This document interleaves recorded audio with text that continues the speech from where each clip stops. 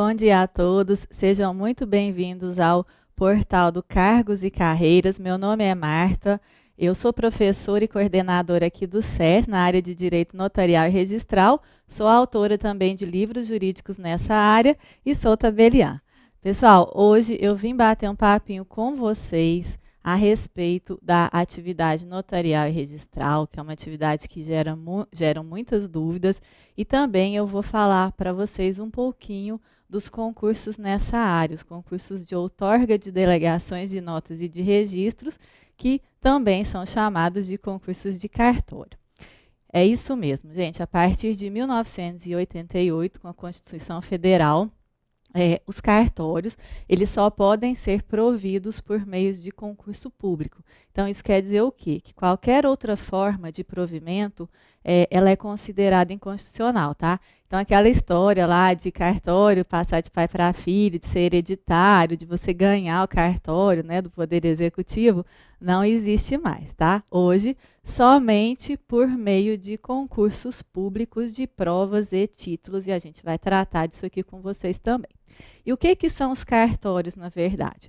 Os cartórios, e aí vocês vão ouvir muito falar também de outras nomenclaturas, por exemplo, serventias extrajudiciais, ofícios extrajudiciais, isso são os cartórios, tá? Eles são os locais onde funcionam os serviços notariais, e aí a gente associa a tabelionatos, e no Brasil nós temos o tabelionatos de notas e o tabelionato de protesto. Já já também a gente vai ver a especificidade de cada um deles. E também os cartórios são os locais onde funcionam os serviços registrais. Então, os notariais e os registrais. Os registrais a gente vai associar aos ofícios de registros. E aqui nós temos o ofício de registro civil das pessoas naturais, de pessoas jurídicas, de títulos e documentos e de registro de imóveis. E também a gente vai ver as atribuições de cada um deles. Então, gente, os serviços notariais e de registros, eles são atividades que são exercidas em caráter privado, mas que constituem funções públicas.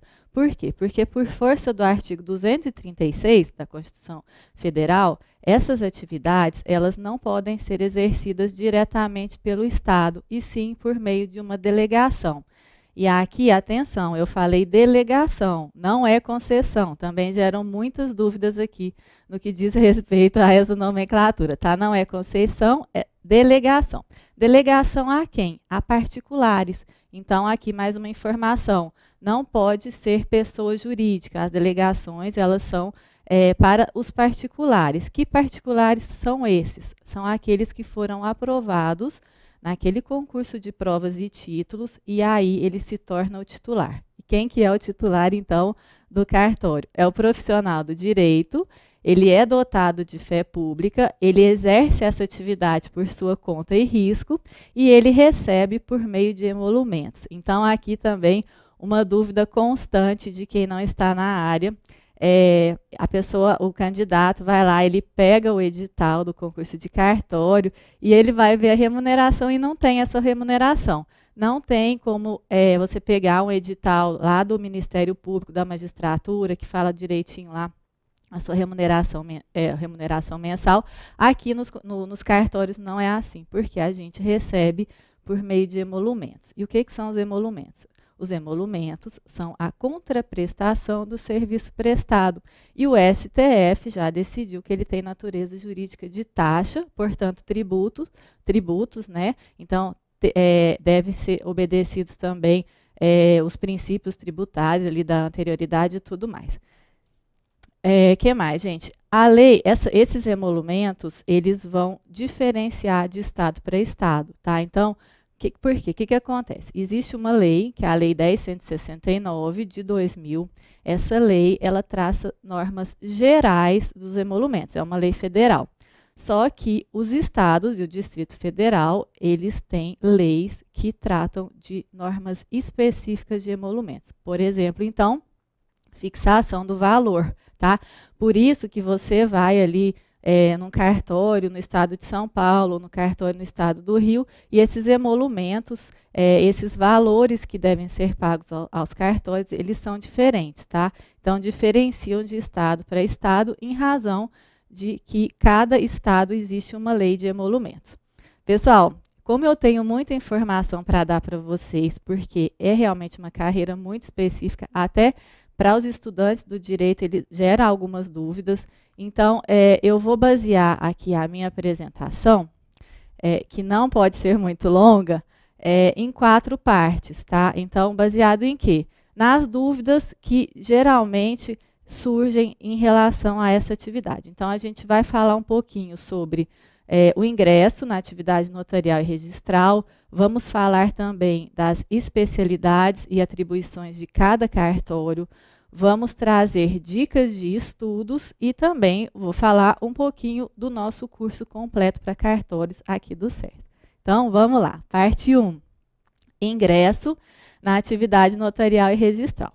Como faz para você ser um tabelião, um registrador? Também já a gente vai ver a diferença dessas atribuições. Então, a primeira coisa, a gente vai encontrar dispositivos ali no artigo 236 da Constituição, a Lei 8935, nos artigos 14 a 21, ela também traça normas a respeito dos concursos públicos de cartório e também, gente, as resoluções 80 e 81 do CNJ, principalmente a 81, hoje ela regulamenta os concursos de cartório, tá? Então, existe ali algo mais padronizado, tá? Na 81. Inclusive, essa resolução 81, quem quiser dar uma adiantadinha, não, por exemplo, ainda não abre um concurso de cartório lá do seu estado, nessa resolução ela tem uma minuta do edital, para você ficar sabendo mais ou menos como é que funciona. Então, vale a pena ler.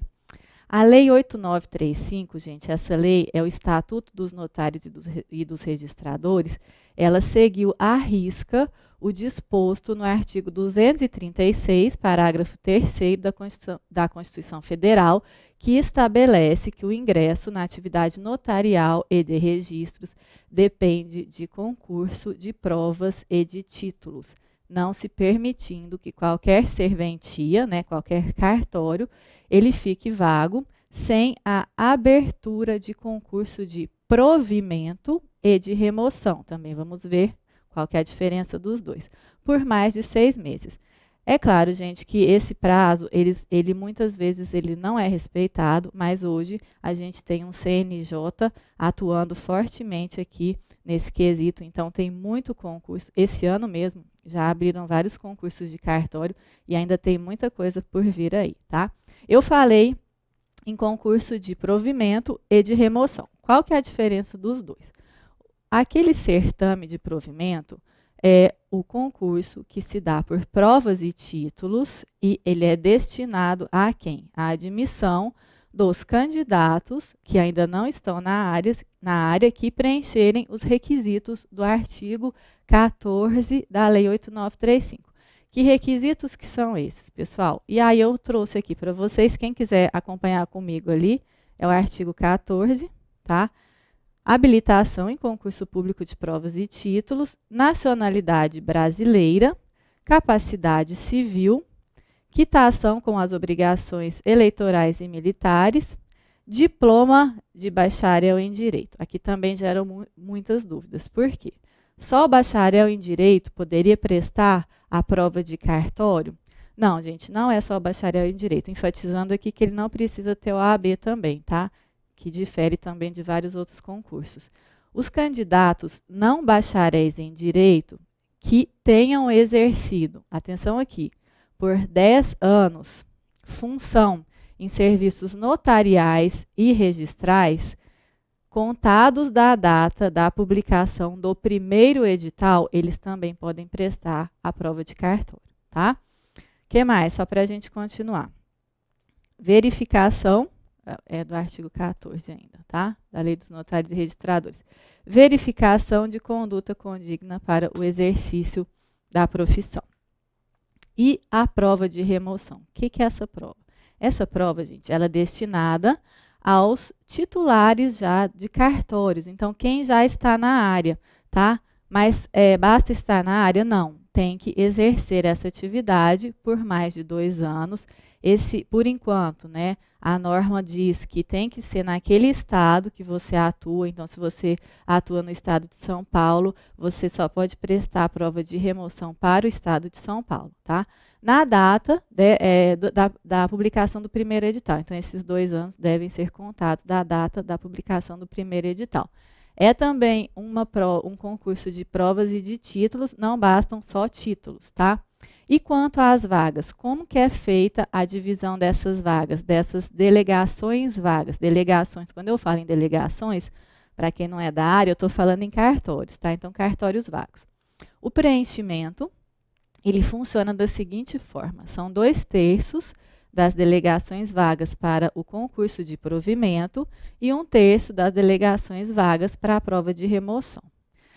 Atualmente, eu já tratei aqui com vocês, também falei rapidinho, mas existe um modelo padronizado assim, dos concursos em cumprimento à resolução 81 do CNJ. Vale a pena você ler essa resolução, tá, gente? Como que o concurso ele é realizado? Então, ele é realizado pelo Poder Judiciário e a banca ela vai ser composta, isso aqui já é uniforme, tá? Isso vale para todos os estados. A banca ela é composta por um desembargador, que ele será o presidente da prova, por mais 3 juízes, por um notário ou tabelião, um registrador, um membro do Ministério Público, um advogado, em todas as suas fases. E quais são as fases desse certame? O certame, gente, ele é composto de 4 fases. A gente tem a primeira etapa, que é a prova objetiva de seleção. Essa prova ela tem caráter eliminatório. Também a prova escrita e prática, de caráter eliminatório e classificatório. Essa prova ela é, via de regra, composta por uma dissertação, por uma peça prática e por questões dissertativas. Claro, em matérias atinentes à atividade notarial e registral. Também em outras matérias, mas via de regra, a dissertação e a peça prática, principalmente, ela vai tratar ali da matéria notarial e registral. O que mais? A terceira fase, que é a prova oral, ela também é de caráter eliminatório e classificatório. E, por fim, a prova de títulos, de exame de títulos, que é de caráter classificatório. E aí os candidatos, eles vão ser declarados habilitados na rigorosa ordem de sua classificação. Então, a partir de sua classificação ali, é que ele vai escolher a sua serventia, tá? Vamos falar um pouquinho dele já investido na função. Então, o delegatário, né, o tabelião, o registrador, já investido na função, ele pode, para o desempenho de suas funções, contratar prepostos, ou seja, contratar colaboradores, e aqui não tem concurso não, tá? É tudo por conta e risco ali do delegatário. Esses prepostos, eles são substitutos, então deve o tabelião ter um substituto ali nas suas ausências, escreventes e auxiliares também. Aqui é importante. A remuneração é livremente ajustada, mas sempre só podemos contratar nos termos da CLT. Por que eu estou falando isso, pessoal? Porque vocês vão ver em alguns cartórios ainda existem funcionários estatutários, tá? Mas hoje não pode mais, é proibido. Então, não dá para a gente também tratar dessa matéria aqui, porque o nosso tempo é pequeno, tá? E também acho que foge um pouquinho. Então, vejam que a delegação é por nossa conta e risco. Por que isso, gente? Aí eu trago um dispositivo muito importante para vocês, que é o artigo 28 do Estatuto dos Notários e Registradores, então, a Lei 8935. E o que ele diz? Que o gerenciamento administrativo e financeiro dos cartórios é da responsabilidade exclusiva do respectivo titular. Só um adendo aqui, a responsabilidade hoje do tabelião e do registrador, ela é subjetiva, tá? Até 2016, a maioria da doutrina e jurisprudência entendia que a responsabilidade é objetiva, mas em razão da lei de 2016, hoje ela é subjetiva, não tem mais celeuma aqui. Continuando, inclusive no que diz respeito às despesas de custeio, investimento e pessoal. Então, atentem aqui. Cabendo-lhe estabelecer nessas cabendo-lhe estabelecer normas, condições e obrigações relativas à atribuição de funções e de remuneração de seus prepostos, de modo a que sempre, tá, gente, a obter uma melhor qualidade na prestação de serviço. Isso, inclusive, é um dever do tabelião do registrador, previsto no artigo 30 da Lei 8.935. Certo?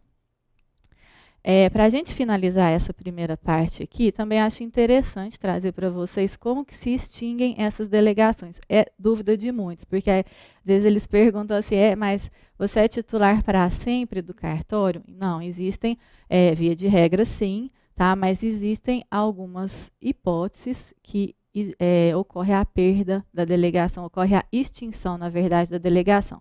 Então, quais são? A morte, né, do titular, e aí o concurso, ocorrendo essas hipóteses que eu vou trazer para vocês, o cartório ele vai para edital e aí vai ter concurso, tá? Então, morte, aposentadoria facultativa, atenção aqui, aposentadoria voluntária não se aplica aos serviços notariais e registrais. Voluntária não, gente, desculpa, compulsória, aquela dos 70 anos, não se aplica mais a atividade notarial e registral. Já houve julgados falando que se aplicam, mas não se aplicam, isso já está pacificado, tá? Invalidez também extingue a delegação, renúncia, então, por exemplo, o titular não quer mais ser delegatário, ele vai lá e renuncia, ou ele prestou outra prova de cartório, escolheu um cartório que ele queria, também ele renuncia. E a perda? Aí a perda também, gente, é tema para uma aula só, tá? Quem quiser dar uma olhadinha, passa no artigo 35 da Lei 8.935, que tem as hipóteses de perda de delegação. Então, sobre o ingresso na atividade notarial e registral, bem resumido, é isso que eu trago para vocês. Então, quem quiser complementar essa parte, passa lá no artigo 236, parágrafo 3º da Constituição, Lei 8.935, artigos 14 a 21, e também, principalmente, nas resoluções 80, essa resolução é interessante porque trata da vacância dos cartórios, também, dentre outras coisas, e também a resolução 81, tá? Vamos trazer agora um pouquinho da estrutura dos cartórios, das especialidades e das principais atribuições de cada um deles. Então, essa informação, mesmo para quem não está interessado em prestar a prova de cartório, eu acho ela relevante até para o dia a dia da pessoa, porque, gente, os serviços notariais e registrais, eles estão no cotidiano das pessoas. Então, você quer realizar uma compra e venda ali, dependendo do valor, você vai precisar ir no cartório.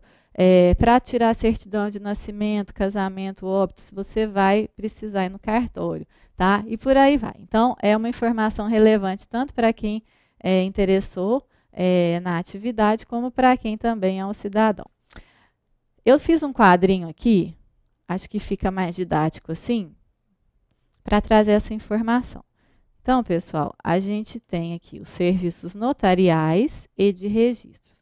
Esses serviços notariais e de registros, eles podem ser cumulados, tá? Existem alguns estados, vários estados até, que cumulam essas funções notariais e registrais. Por exemplo, você vai ver cartório de notas, tabelionato de notas, cumulado, por exemplo, com o registro civil das pessoas naturais. Então, aqui a gente tem um serviço registral e aqui um serviço notarial. Da mesma forma também que existem estados em que cumulam tabelionato de protesto, então serviço notarial, com um registro de imóveis, tá? Então, tenham isso em mente também para não fazer confusão. Falando em serviços notariais, a gente vai associar a tabelionatos. E aí, como eu falei para vocês, no Brasil a gente tem o tabelionato de notas e o tabelionato de protesto. O titular do tabelionato de notas, ele é o notário ou tabelião. O titular do tabelionato de protesto é o tabelião de protesto, tá? E os ofícios de registro? Temos ofício de registro civil das pessoas naturais, ofício de registro de títulos e documentos e pessoas jurídicas. Esses dois aqui, eles sempre são cumulados, tá? A gente vai ver a atuação de cada um deles. E o ofício de registro de imóveis. E aí, o titular Jamais falem dono de cartório, isso não existe, isso é pejorativo, tá, gente? A gente não é dono de cartório, a gente é delegatário do poder público, oficial registrador. E, por fim, a gente tem esses ofícios e tabelionatos de registros marítimos. Tá? Ele é um número muito restrito aqui no Brasil, também vou tratar bem rapidinho deles com vocês. E o titular, ele é tabelião e oficial de registro. Deixa eu só regular esse ar, gente, porque senão fica complicado aqui. Então, a gente vai ver as atribuições de cada um deles. Primeiro, a gente vê as atribuições dos tabelionatos, né? E depois dos ofícios. Então, vamos começar ali. Tabelionato de notas. As atribuições e competências do tabelião de notas, elas estão previstas no artigo 6º e 7º da Lei 8.935. Então, de uma forma geral, o que cabe ao notário? O notário, gente, ele é um legítimo preventor de litígios. Quando a gente for ver as atribuições dele, vocês vão perceber isso. Além de ser também um conselheiro jurídico imparcial das partes. Imparcial, tá? Que é diferente do advogado, que ele é um conselheiro parcial de vocês. Então, o que compete aos notários? Compete a ele formalizar juridicamente a vontade das partes, compete a ele autenticar fatos, autenticar cópias, reconhecer firmas, compete a ele também, aqui uma atuação muito importante, lavrar escrituras e procurações públicas, porque, gente, a escritura pública é o título que vai dar ingresso ao registro de imóveis. Já já a gente fala sobre isso também. O artigo 108 do Código Civil, olha lá o que ele diz. Que, não dispondo a lei em contrário, a escritura pública ela é essencial à validade dos negócios jurídicos que visem a constituição, transferência, modificação ou renúncia de direitos reais sobre imóveis de valor superior a 30 vezes os salários mínimos. Tá? Então, quando ocorrer isso aqui, tem que fazer escritura pública. Mas só quando ocorrer isso? Não. Por exemplo, existem leis que, não obstante o valor, não importa o valor aqui, tem que fazer escritura pública. Por exemplo, Constituição do Direito Real de Superfície. Outro exemplo, Pacto Antinupcial. De outro giro, a gente também tem leis que também não importam o valor e dispensam a escritura pública. Por exemplo, atos e contratos de alienação fiduciária, operações do sistema financeiro de habitação e por aí vai. Tá? Eu quero destacar aqui uma atuação muito importante do tabelião de notas, que foi prevista pela Lei 11.441 de 2007. Essa lei, o que ela fez? Ela possibilitou fazer inventário, partilha, separação e divórcios consensuais no cartório, tá? Por meio de escritura pública. Então, esse tema ele é regulamentado pela Resolução 35 do CNJ e também hoje, atualmente, até acrescentou mais coisas que faltavam ali na resolução pelo novo Código de Processo Civil. Aqui, gente, essa lei completou 11 anos, né, em janeiro, e ela tem, que ela é de 2007, ela tem um grande exemplo, temos aqui um grande exemplo de desafogo do Poder Judiciário. Estou falando isso para puxar a sardinha, não, eu estou falando porque isso foi comprovado com vários estudos, tá? O que mais que é da competência do tabelião de notas? Lavrar testamentos públicos e aprovar testamentos cerrados. Então, atenção aqui, o tabelião de notas não lavra testamento cerrado, ele apenas usa a prova. Outra atribuição também do tabelião de notas, que já era relevante, mas ela ganhou uma relevância ainda maior em razão do novo CPC, porque o novo CPC elencou a ata notarial como meio expresso de prova. Passa lá no artigo 384 para você comprovar isso. Tá? Então, cabe ao tabelião de notas também lavrar atas notariais. Para que serve essas atas notariais? Ela serve, gente, para várias coisas, tá? Para comprovar coisa, para comprovar um acontecimento, para comprovar um fato jurídico, seja ele natural ou voluntário, que acarrete alguma consequência jurídica. E aí eu trouxe para vocês vários exemplos que isso também está muito no dia a dia do cidadão, tá? Por exemplo, olha essa letra A. A ata notarial, ela pode ser usada, por exemplo, para comprovar a existência e o conteúdo de sites da internet. Ou, se alguém te xingou lá no seu Facebook, foi desrespeitoso, faça uma ata notarial que pode servir futuramente como meio de prova, tá bom? O que mais que serve a ata? Comprovar a realização de assembleia de pessoas jurídicas. Gente, só estou trazendo exemplos, tá? A incidência dela que é muito grande. Comprovar o estado de imóveis na entrega de chaves, por exemplo, no contrato de aluguel. Comprovar questões afetas às reclamatórias trabalhistas e indenizações por danos materiais, atestar a presença de uma pessoa em determinado lugar ou a ocorrência de qualquer fato, tá?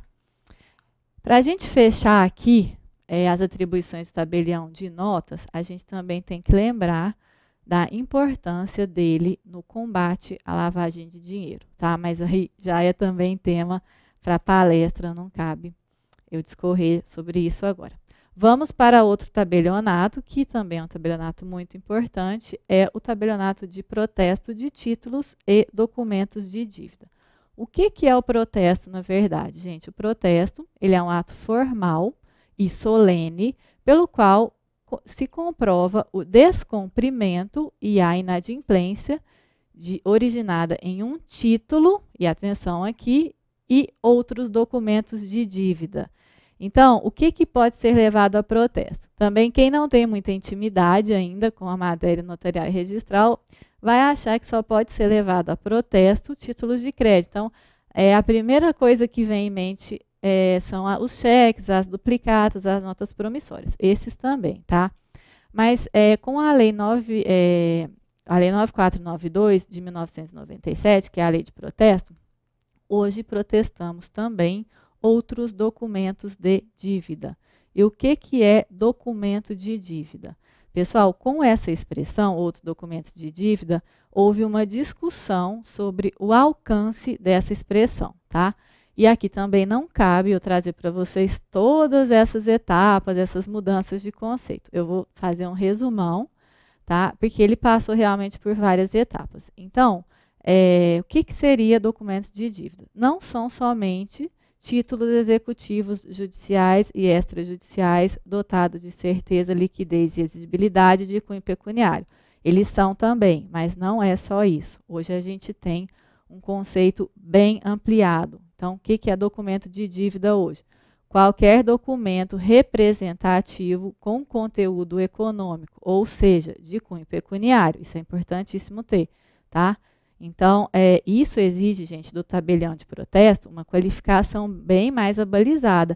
E aí, essa é a razão do tabelião de protesto eles ser considerados por muitos doutrinadores clínicos gerais, porque eles têm que saber hoje vários ramos do direito, e eu vou falar para vocês aqui. Tá? Então, ele tem que saber o direito empresarial, em razão dos títulos de crédito. Ele tem que saber bastante o novo Código de Processo Civil. Hoje, isso já era possível antes, mas ficou escancarado a possibilidade de protesto de decisão judicial. Por quê? Porque o novo CPC, ele trata dessa matéria agora expressamente. Então, quem quiser olhar, artigo 517 do novo CPC trata do protesto de decisão judicial. Ainda mais, gente, o 528 do novo CPC, ele especifica ainda mais esse protesto de decisão de débitos alimentares, tá? E o que mais que o tabelião tem que estudar? Tributário. Por quê? Porque protestam-se hoje certidões de dívida ativa, então CDAs.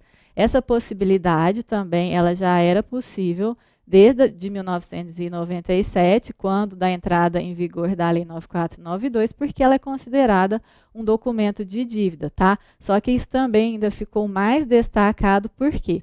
Porque teve a inclusão no artigo 1º da Lei de Protesto, do parágrafo único que possibilita expressamente esse protesto. Então, protesto de CDA da União, Estados, Distritos Federais, municípios e suas respectivas autarquias e fundações, tá? Também já foi pacificado porque o STF recentemente ele decidiu pela constitucionalidade do parágrafo único do artigo 1º. Esse protesto, particularmente, ele é bem interessante porque ele é uma alternativa à execução fiscal. Execução fiscal que a gente sabe que abarrota o poder judiciário e não deixa o judiciário fazer o que ele realmente tem que fazer, tá? Então, isso também não estou puxando sardinha aqui, temos inúmeros estudos, estatísticas comprovando isso. O protesto é muito mais rápido, aliás, a celeridade dele é um dos princípios do protesto, então, o devedor tem que pagar em até 3 dias. O custo é infinitamente menor do que de uma execução fiscal e o melhor de tudo, desafoga o poder judiciário, né? Deixando realmente para o poder judiciário cuidar do que ele realmente deva cuidar. E o direito civil, por que que hoje ele tem tanta relação com o protesto? Gente, porque a gente protesta vários tipos de contratos. Os contratos, eles podem se encaixar ali no conceito de outros documentos de dívida. Então, professora, dê exemplos para a gente. Contrato de aluguel, hoje é protestável. Contrato de alienação fiduciária. E aqui, uma novidade que pode ser para vocês, caso vocês não saibam. É possível protestar contratos de honorários advocatícios, tá? Apesar ali da vedação do artigo 42. Por quê? Porque o órgão especial do Conselho Federal da OAB, ele decidiu, e aqui foi por unanimidade, que o advogado ele tem sim direito de reclamar os seus créditos, os seus pagamentos no cartório. Tá? Então, como que o órgão entendeu? Ele entendeu que protesta-se esses créditos como esses débitos, né, como documento de dívida de natureza não mercantil e não como título de crédito, tá? Que tem natureza mercantil e é vedado lá a duplicata no artigo 42. Também, ainda falando da relação do direito civil com o protesto, podemos protestar, tem até em alguns estados leis a respeito, encargos condominiais, confissões de dívida e por aí vai, é uma infinidade de contratos, tá, gente? Direito do trabalho também tem relação com protesto. Por quê? Porque os termos de conciliação da Justiça do Trabalho, as sentenças trabalhistas também podem ser levadas a protesto. Quem quiser saber um pouquinho mais da atribuição do tabelião de protesto, dê uma olhadinha no artigo 3º da Lei 9492 e também no artigo 11 da Lei 8935. Pessoal, fechamos aqui tabelionatos, né? Vimos tabelionato de notas e de protesto. Vamos adentrar agora para o registro de imóveis, o RI. O que é o RI? O RI é o depositário de todas as informações referentes à propriedade imobiliária. Então, a ofício de imóveis cumpre, na forma da lei, garantir a publicidade, a autenticidade, a segurança, a eficácia e a disponibilidade dos atos jurídicos. Que atos jurídicos? Os atos jurídicos constitutivos, declaratórios, translativos, extintivos de quê? De direitos reais sobre imóveis. Então, o registrador de imóveis, o registro de imóveis, na verdade, ele estabelece o direito de propriedade. O que eu estou querendo dizer com isso? Que vocês já devem ter ouvido aquele ditado de quem não registra não é dono. Então, não basta você ter o título lá, não basta você ter ali o seu contrato, né, o seu escrito particular, não basta você ter a escritura pública ou qualquer outros títulos previstos no artigo 201 da Lei Registral.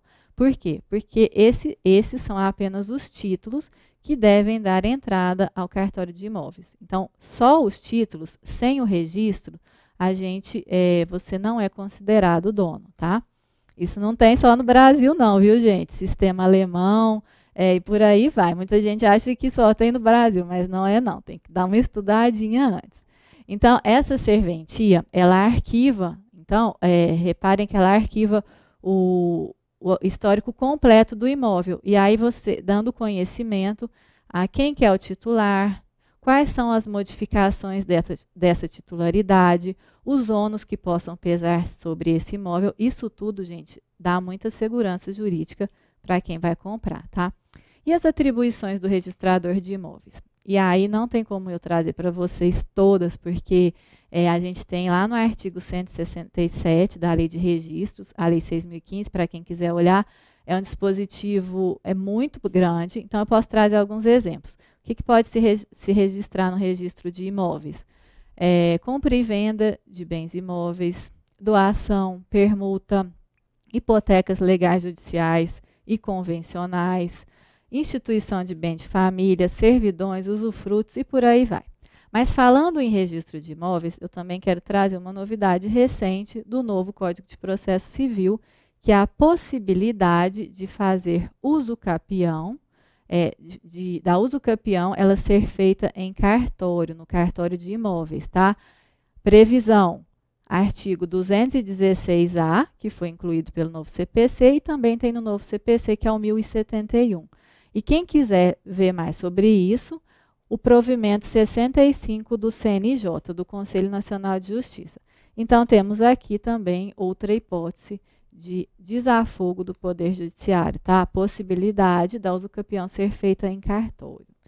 Vamos para outro registro, que é o Registro Civil das Pessoas Naturais. Ele é o queridinho por muitos e são chamados também de ofícios da cidadania. É aqui, nesse cartório, gente, que acontece o registro ou o assento dos atos mais relevantes, dos atos jurídicos mais relevantes da pessoa natural. A manutenção desses assentos, ela não é importante só para a própria pessoa. Ela é importante também para a nação, para a sociedade, porque, por exemplo, para fins de estatística, o registrador ele tem que enviar vários dados a várias instituições, e aí a gente pode citar o IBGE, e também a manutenção desses assentos ela é importante para todas aquelas pessoas que com essa pessoa se relacionam, tá? Então, o que são registrados ali no RCPN? No RCPN são registrados os nascimentos, os casamentos, as conversões da união estável em casamento, os óbitos e natimortos, as emancipações, as sentenças de interdições, ausência, morte, as transcrições ali daqueles assentos de nascimento, casamento e óbito que ocorreram no exterior, tá? Aí vai lá, tem um livro específico para isso, opções de nacionalidade, sentenças de adoção, lembrando que hoje a adoção só pode ser feita por sentença, não pode mais ter escritura pública de adoção.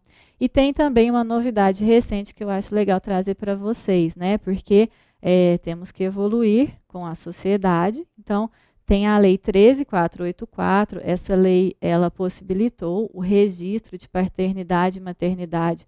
Ela trata, na verdade, socioafetiva, também fala de registro de reprodução assistida e barriga de aluguel, nos cartórios de RCPN.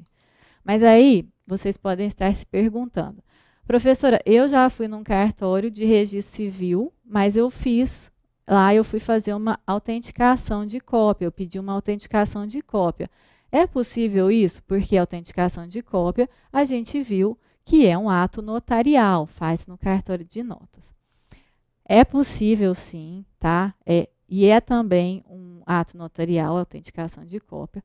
Só que o que acontece aqui? Não é sempre, tá, gente? Em alguns estados, onde já existia uma lei específica, quando da publicação da Lei dos Notários e Registradores, o artigo 52 dessa lei 8935, ele expressamente permite que os oficiais de registro civil das pessoas naturais, eles pratiquem alguns atos notariais. Alguns. Só esses que eu vou falar para vocês. Quais são eles?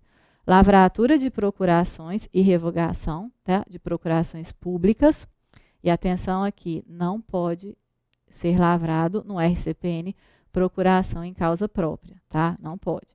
O que mais que pode? Subestabelecimento e reconhecimentos de firma e autenticações de cópia. Pessoal, tem uma outra novidade recente também, que é o provimento 66 de 2018 do CNJ. Olha só, aqui também é um avanço. Ele dispõe sobre a prestação de serviços prestados pelo RCPN mediante convênio, credenciamento e matrícula com órgãos e entidades governamentais e privadas. Professora, não entendi. Então, eu vou dar uma novidade para vocês. O provimento, ele permite ao cidadão fazer a carteira de identidade ou passaporte nos registros civis das pessoas naturais, tá? É tudo mediante convênio ali, tá? Tem que ser acordado, mas esse provimento hoje permite o cidadão fazer a identidade dele, o passaporte, nos cartórios de registro civil das pessoas naturais. Então, para a gente fechar aqui o RCPN, quem quiser estudar um pouquinho mais a fundo, dá uma olhadinha no artigo 29 da Lei de Registros e também no artigo 9º do Código Civil, que trata das atribuições, tá? Do tabelionato do registro civil. Vamos agora para outro registro civil, e aqui não é de pessoas naturais, é de pessoas jurídicas. Então, o RCPJ, Registro Civil de Pessoas Jurídicas. O que são registrados aqui nesse cartório? Então, no RCPJ, são inscritos os atos constitutivos da sociedade simples. Sociedade empresária pode? Não, sociedade empresária é da competência da junta comercial, tá? Então, aqui só sociedade simples, registro de associações, fundações, partidos políticos. Por que é importante esse registro? Porque sem esse registro, essa pessoa jurídica, ela não adquire personalidade jurídica. Então, o registro aqui é constitutivo e essas pessoas somente adquirirão personalidades jurídicas com o registro.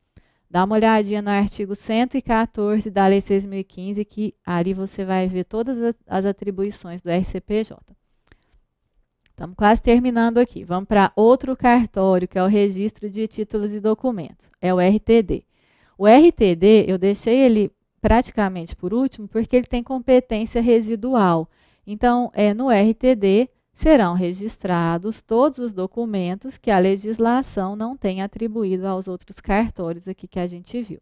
E aí a gente pode destacar, por exemplo, você quer registrar para dar publicidade, tá? Não tem ali nos outros cartórios essa atribuição, você vai lá, registra para dar publicidade. O que mais? Para notificação extrajudicial. O que mais? Conservar, aqui é importante também, conservar e perpetuar os negócios realizados entre as pessoas físicas e ou jurídicas.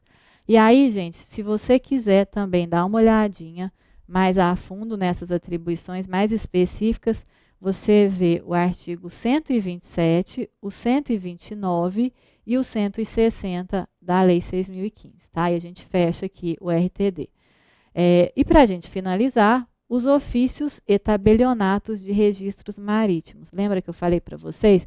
Esses são cartórios de atividade e número muito restrito no Brasil. E eles são determinados a uma única espécie contratual, qual seja a dos negócios relacionados ao comércio marítimo, tá? Então, só para dar exemplo, a gente tem pouquíssimos aqui no Brasil. A gente tem na Bahia, tem no Rio de Janeiro, no Maranhão, acho que são 5 cartórios desses só, mas vale a pena a gente trazer aqui, tá? E quem quiser ver todas as atribuições desse cartório, passa no artigo 10 da Lei 8.935. Pessoal, então percebam aqui, cada cartório tem uma especialidade, mas em todos eles são garantidos a publicidade, a autenticidade, a segurança e a eficácia, tá? Isso é um atributo, são atributos de todos os cartórios. A atividade notarial e registral, ela tem uma importância social muito grande na sociedade contemporânea. Por quê? Porque elas previnem e solucionam, né, trazem solução dos litígios ao oferecer segurança jurídica aos atos e fatos ali formalizados em sua competência, em cada uma de sua competência, exercendo, inclusive, aqui, que é o que eu acho mais importante, um relevante papel na desjudicialização e desafogo do poder judiciário, tá? Tem mais, gente, os serviços notariais e registrais, eles estão também em constante modernização e progresso, em razão aqui da dinamicidade da evolução da sociedade. Então, vou citar exemplo. Hoje já temos registro eletrônico, inclusive temos várias normas, vários provimentos do CNJ que trazem essa temática. Também possibilidade, ali do registrador civil, ele realizar habilitação, celebração, conversão de união estável, de casamento civil entre pessoas do mesmo sexo. Então, não precisa aqui de decisão judicial, você dá uma olhadinha na resolução 175 do CNJ, tá? Então, estamos modernizando e também acompanhando aqui a dinamicidade da sociedade. Fechamos esse tópico, vamos para o terceiro tópico, que são dicas de estudo. Então, se você se identificou ali com algum cartório, você pode estar pensando, então, o que eu preciso para ser tabelião ou registrador?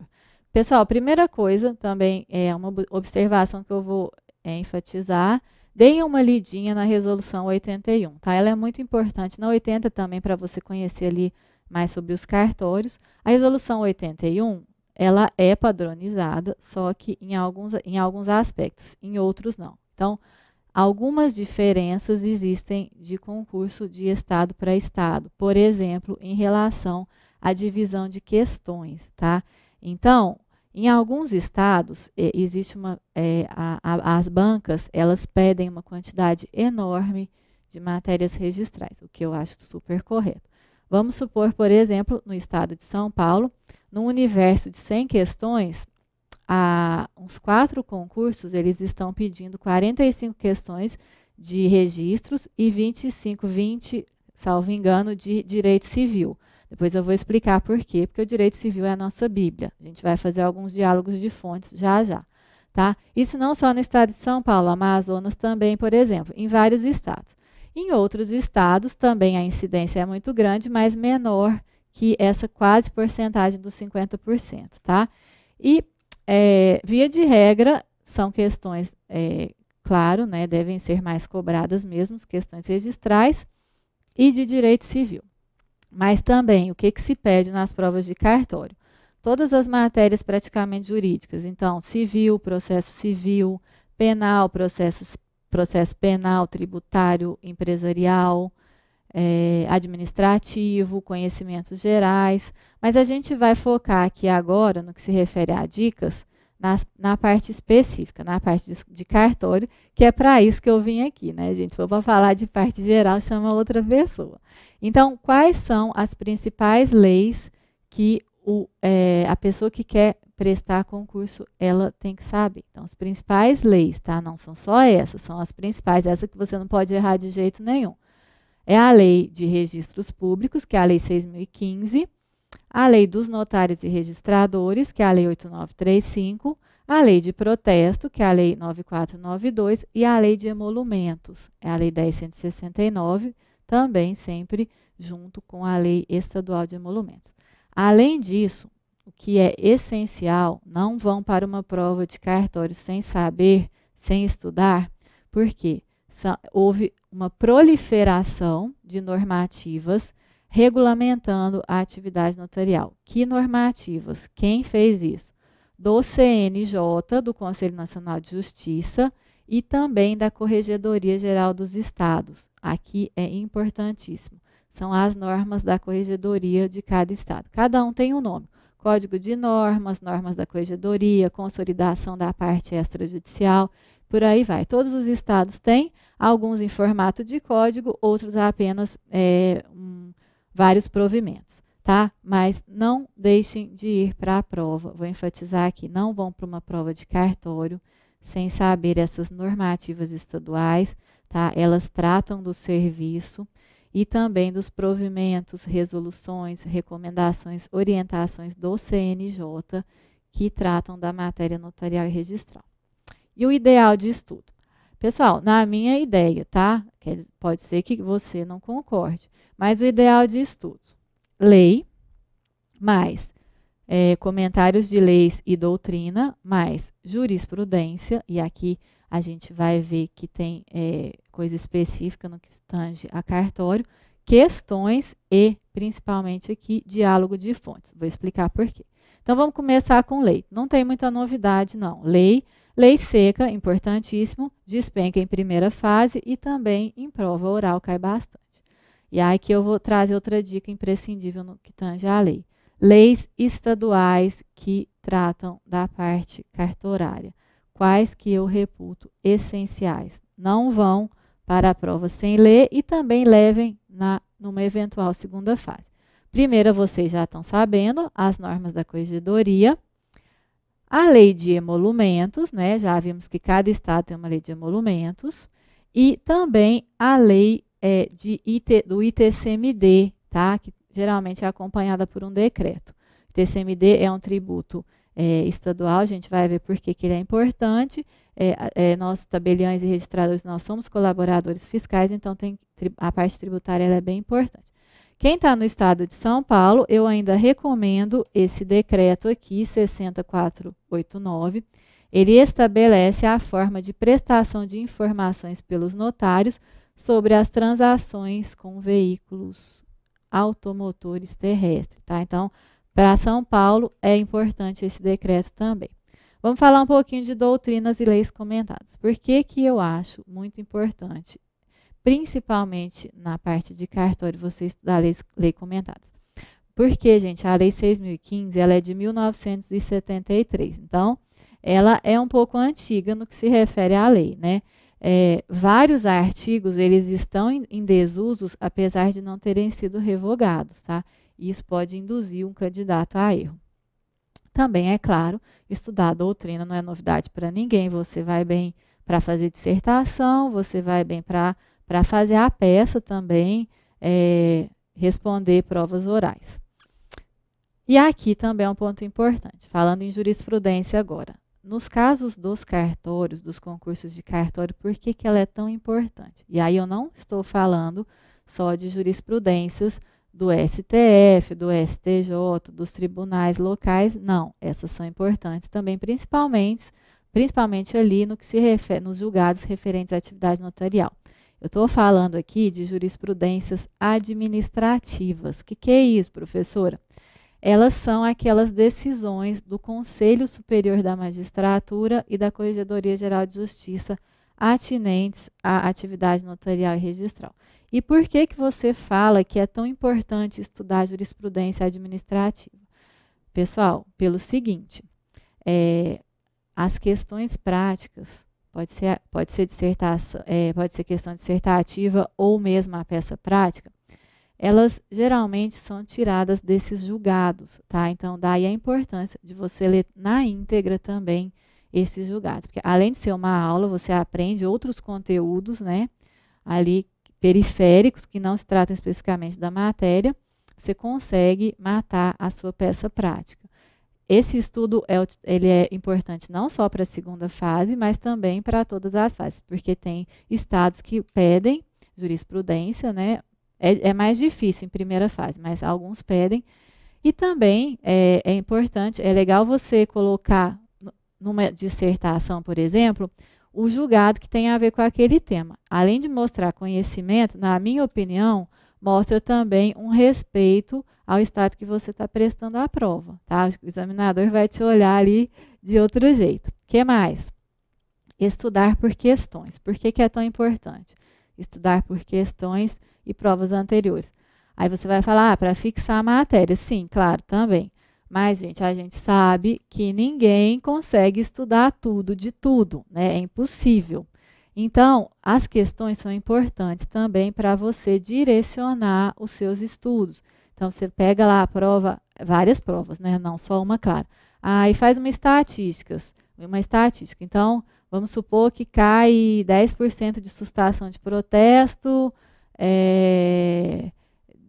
15% sobre o registro e por aí vai, tá? Então, essa é importante, aí você dá uma delimitada ali, uma direcionada nos seus estudos. Então, outra coisa, é válido também você pegar questões de provas que não sejam de cartório, claro que constem no edital, mas que sejam da mesma banca. Então, por exemplo, uma magistratura da VUNESP, né? São Paulo, concurso de cartório, a VUNESP faz. Aí você pega lá a prova da magistratura da VUNESP, pega a parte ali de direito civil. Não precisa pegar, por exemplo, um direito penal, porque o direito penal tem incidência pequena nos cartórios, mas o direito civil, por exemplo, é importante. Tá? Eles costumam também repetir muita questão.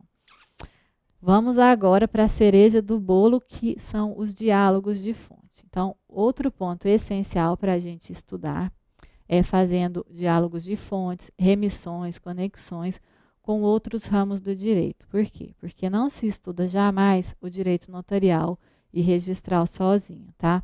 E aqui vale um parênteses que eu quero tratar, do direito civil e os cartórios. Quando você for estudar, isso vai te ajudar muito a assimilar a matéria. Quando você for estudar, então, a matéria notarial e registral, para um melhor rendimento, faça a associação com a parte de direito civil que a gente associa ali a matéria notarial e registral. Vou clarear na cabeça de vocês. Então, por exemplo, nos cartórios de notas, vocês vão ver que o direito civil está presente sempre. Então, o que você vai estudar junto com notas? Você vai estudar o direito dos contratos, o direito das sucessões, o direito das obrigações. No registro de imóveis, você vai estudar, junto com o registro de imóveis, o direito das coisas. Só das coisas? Não. Contratos, que a gente registra contratos, sucessões. A legislação esparsa é extremamente importante para o registro de imóveis. Por exemplo, a nova lei da regularização fundiária, loteamento, incorporação imobiliária, alienação fiduciária e por aí vai, tá? Então, façam essa associação. O registro civil das pessoas naturais, aqui acho que está bem claro, né? Você vai estudar direito de família junto.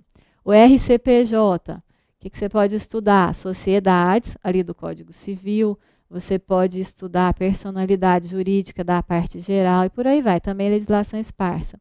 E o RTD, bastante contratos, também legislação esparsa, tá? Vamos, para não ficar puxando só o saco do direito civil, mas é que o direito civil realmente ele é a nossa Bíblia, gente.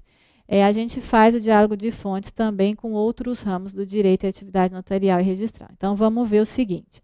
Atividade notarial e registral e o direito administrativo e constitucional. Os serviços extrajudiciais, né, assim como quaisquer outros, eles devem obedecer, em primeiro lugar, à Constituição. O que isso quer dizer? Que aqueles princípios do artigo 37, o famoso LIMP, né, legalidade, impessoalidade, moralidade, publicidade e eficiência, eles são de aplicação plena nas atividades cartorárias. Por quê? Porque também compreendemos espécies de serviços públicos. Então, aqui mais uma dica, estudem serviços públicos ali na parte da administrativa. O que mais? Atividades notariais e registrais e o direito empresarial. Já falei um pouquinho ali para vocês na parte de protesto, né, por causa, obviamente, de títulos de crédito, mas também a gente pode trazer aqui as sociedades empresárias por causa do RCPJ, do Registro Civil das Pessoas Jurídicas. Que mais? Atividades notariais e registrais e o direito tributário. Então, no que tange à área tributária, gente, existem várias normas e dispositivos importantes para a atividade notarial e registral. Por quê? Porque lá no artigo 30 da Lei 8935, ele diz que compreende dever do tabelião e do registrador a fiscalização dos impostos. Então, nós somos também colaboradores fiscais, tá? Em razão disso, é muito importante a gente saber os tributos em espécie, especialmente o ITCMD, o ITR, o ITBI. Então, vale você ler aquelas leizinhas específicas também desses tributos, tá? Outra coisa, somos contribuintes de ISS, tá? Vale também estudar ali questões específicas do ISS. O que mais? Recebemos por meio de emolumentos. Ora, o STF já diz que emolumentos têm natureza de taxa, portanto, tributo. Então, observação ali dos princípios tributários. DOI, declaração de operação imobiliária. E o que mais? Responsabilidade tributária. Por quê? A gente tem um artigo direcionado para a gente no CTN, que é o 134. Apesar dele falar em solidariedade, em responsabilidade solidária, né?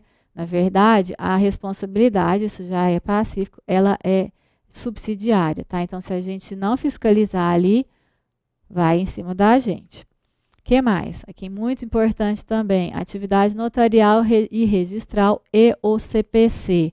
Pessoal, com o novo CPC, A atividade notarial e registral, ela ganhou várias atribuições. O CPC, pessoal, ele é marcado, esse CPC de 2015, ele é marcado pela desjudicialização. Então, houve uma migração da competência do Poder Judiciário para o âmbito extrajudicial. Houve, então, uma reengenharia da jurisdição. Houve um fomento à pacificação, tá? Tá, mas, professora, dê exemplos.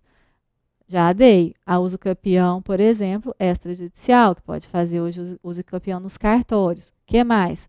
Homologação do penhor legal. Tem uma série, olha, eu elenquei para vocês que é importante a gente saber para a nossa atividade, tanto para o dia a dia dos cartórios, quanto para a questão de provas. Então, se você quer delimitar seu estudo ali no CPC, não tem muito tempo para ver, estudem esses tópicos aqui, tá?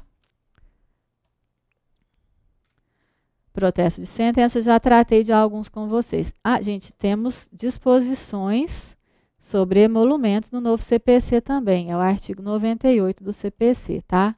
Depois dei uma olhadinha. Salvo engano, inciso 9. Acho que é isso mesmo. Para a gente finalizar aqui, atividade notarial e registral e o direito penal. Então, o direito penal, obviamente, ele tem uma menor incidência nas atividades notariais e registrais. Mas eu vou destacar ainda alguns crimes que são de real interesse para as atividades cartorárias. Quais são? Também até para você delimitar seu estudo. Caso cai tudo, tá, gente? Em tese, no edital cai tudo. Mas existem vários concursos que direcionam e que têm a ver mais com a área. Então, quais são? Crimes contra o casamento, artigos lá 235 a 239. Crimes contra o estado da filiação, artigo 241 a 243. Crimes contra a fé pública. Crimes contra a administração. Por que crimes contra a administração?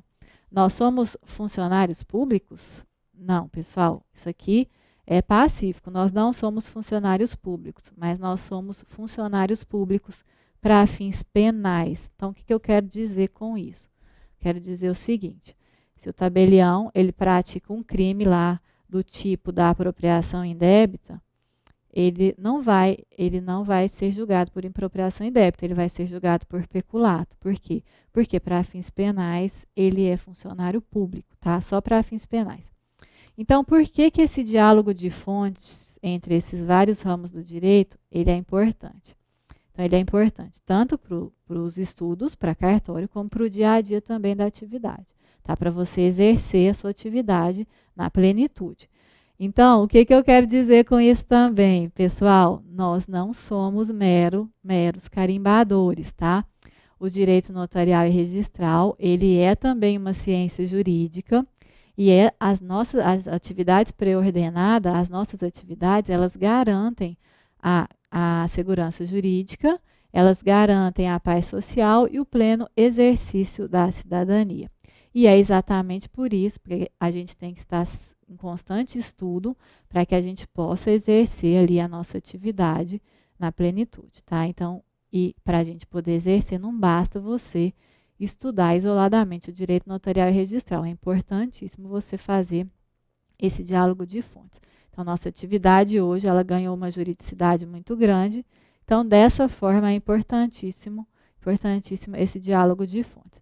Para a gente finalizar as dicas de estudos, eu tenho uma outra informação preciosa e inédita aqui para falar para vocês. Nas provas de conhecimentos gerais de cartório, não basta você saber ali atualidades, não, tá? Então, geografia, história, literatura, isso é importante também, mas os editais dos cartórios, deem uma olhadinha no que eles têm pedido hoje. Noções gerais de documentos eletrônicos, vocês vão entender por quê. Assinatura e certificado digitais e títulos e certidões em meio digital, infraestrutura de chaves públicas Brasil e por aí vai, tá? Esse é um estudo de tamanha importância e relevância nos tempos atuais e também nos concursos, tá? Se é nos tempos atuais, também o concurso vai lá e pede. E a gente, inclusive, tem uma matéria autônoma de registro eletrônico aqui no curso, tá? Dada a sua importância. Então, para a gente finalizar aqui a nossa explanação, é do curso, um pouquinho do curso que eu vou falar agora. Então, parte 4, o curso. Aguentem aí que eu estou terminando. O que eu quero explicar para vocês, né, de uma forma bem rapidinha também, porque a gente não está sem tempo, como que funciona o nosso curso preparatório completo para cartórios. Esse curso ele é preparatório para as fases, para todas as fases, objetiva, subjetiva e oral, e também trazer algumas inovações que eu fiz aqui. Eu sou a coordenadora do curso, tá? Então, quais matérias que são ministradas no curso? Todas as matérias que o edital pede. Então, a parte geral, não vou repetir, processo civil, civil, por aí vai. E as específicas, mas eu tenho para falar algumas coisas novas para vocês em relação às específicas.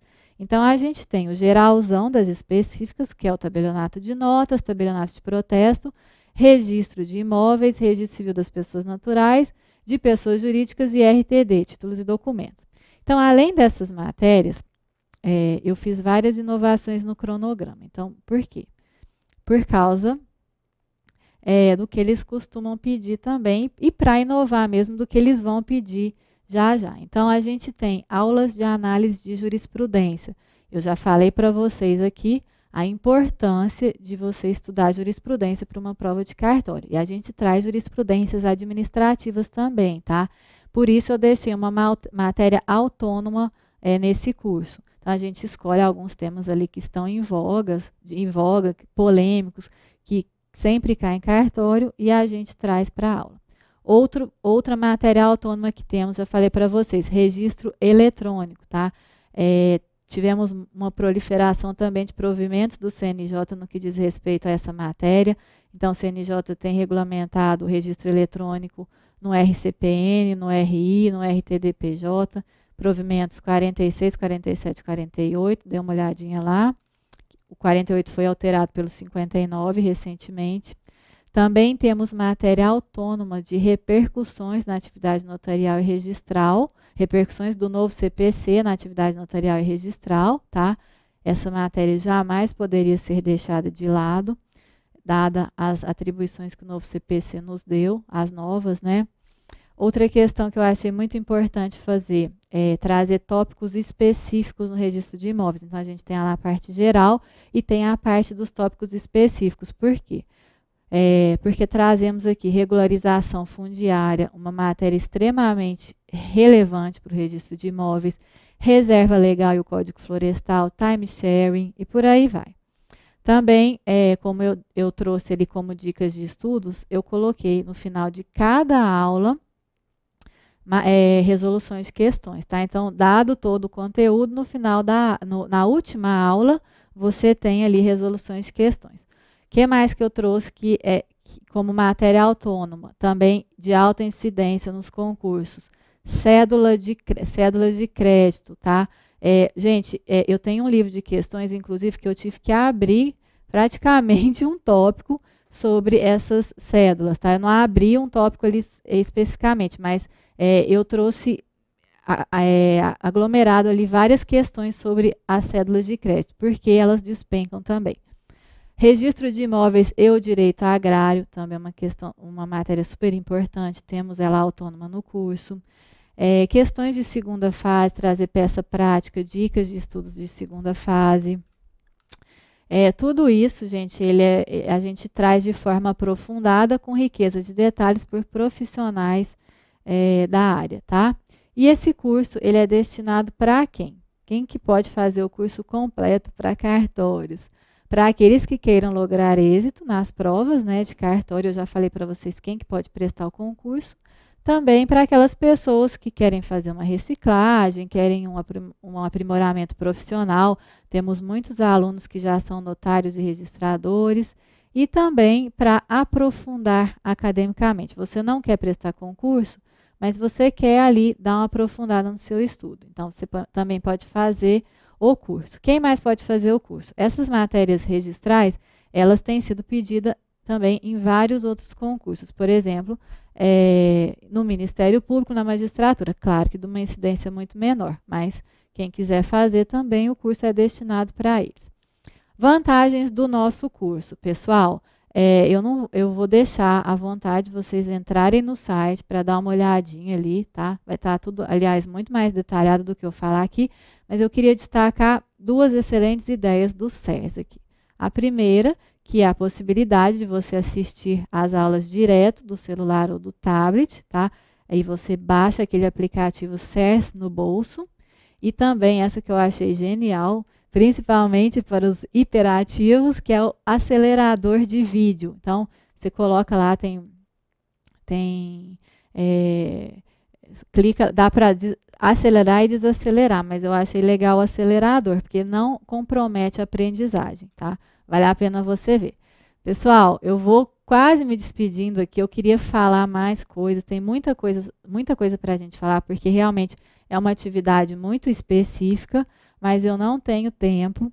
Então, quaisquer dúvidas, opiniões, críticas, sugestões, você que já é meu aluno, o aluno do SERS, você pode entrar em contato comigo no plantão de dúvidas. Se você não é aluno, você pode entrar em contato comigo nas minhas redes sociais, eu vou deixar aqui. Tem o Instagram, o Facebook e o Twitter. É só colocar lá Marta Eldebes que vocês vão me encontrar lá. São páginas profissionais e nessas páginas vocês encontram ali atualizações legislativas, resoluções de questões, informações sobre concursos de cartório, jurisprudências, artigos atualizados, enfim, novidade em geral. Queria trazer também meus 9 filhotinhos, cada um para uma finalidade, tá? Eu tenho mais um agora, que saiu ontem, que é um livro da minha coordenação, na verdade, que é sobre acesso à justiça e os cartórios, tá bom? Então, aproveitem, muitos concursos de cartório, eles estão por vir, já temos esse ano uma infinidade de abertura de editais, então essa é a hora de você preparar. Então, aproveite a oportunidade, a grande oportunidade de ingressar numa carreira que, gente, que é muito mais do que estabilidade, ela lhe permite exercer um relevante papel para o desenvolvimento econômico e social do país, tá? Isso, sem dúvida, é o mais gratificante. Então, eu desejo a todos bons estudos, muito boa sorte, um grande abraço e até uma próxima oportunidade.